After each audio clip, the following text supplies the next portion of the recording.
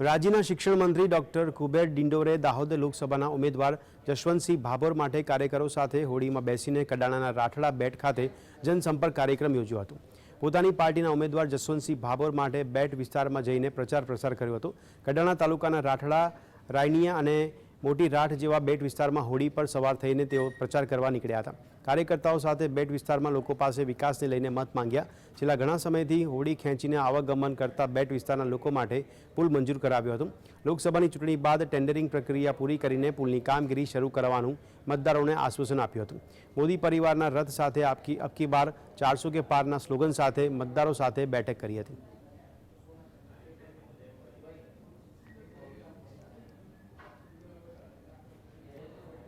મારા હોદ્દેદારો બધા સાથે મળીને આજે રાઠડા બેટ મુકામે અમે ચૂંટણી પ્રચાર અર્થે અને ગ્રામ્યજનોની શુભેચ્છા મુલાકાતે આવ્યા હતા।